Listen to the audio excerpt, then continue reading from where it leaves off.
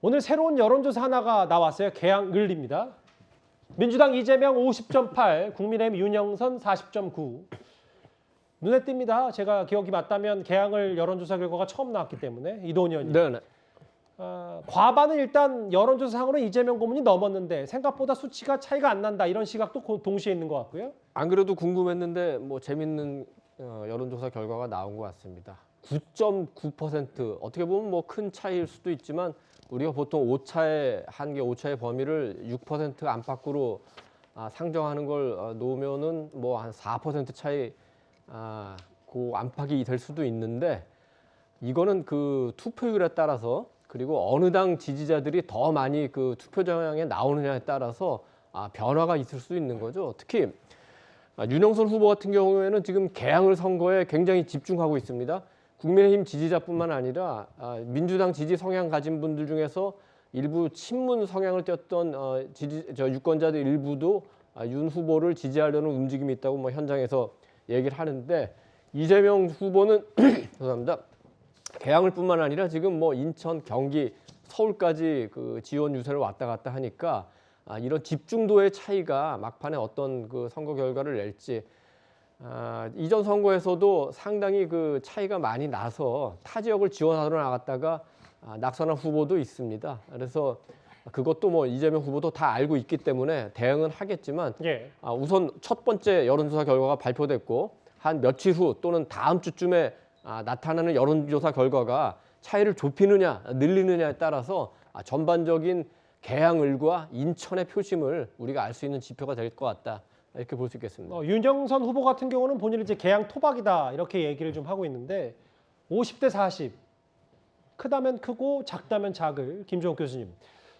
그래서 뭐 일각에서 얘기 나오는 뭐 오늘 이준석 대표는 윤영선 후보가 이길 수 있다는 자신만까지 SNS에 나타냈던데 글쎄요. 그럼 이재명 고문이 이 정도 흐름이라면 뭐 단언할 수는 없습니다만 이겨도 정책으로 크게 이겨야 되는데 그런 부분이 안 된다면 정책 타격도 불가피하다 뭐 이런 해석도 동시에 나오는데 어떻게 생각하십니까? 뭐 그 결과야 6월 1일 날 가봐야 알 수 있는 거고요.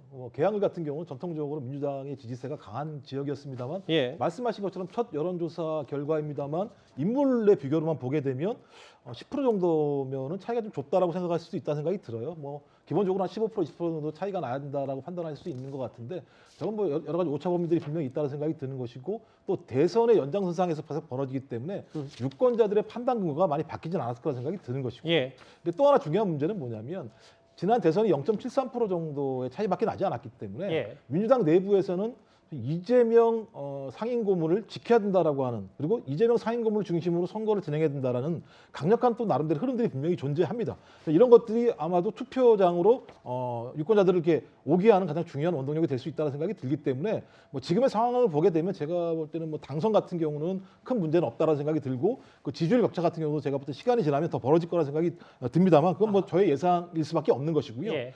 더 중요한 문제는 우리나라의 유권자들이 소위 민주당과 국민의힘 두 쪽으로 쫙 갈라져 있다라는 거, 구조화돼 있다라고 하는 예. 것이죠. 그러니까 아무리 좋은 정책과 내용을 가지고 온다고 하더라도 그런 부분에 대한 국민적 판단 자체가 워낙 구조화되어 있기 때문에 그런 부분을 어떻게 깰 수 있을 것인가라는 하나의 난제는 좀 남아있다고 생각을 합니다. 지방선거 말고도 보궐선거 관련된 새로운 여론조사까지 만나봤습니다. 이번 주제는 여기까지고요.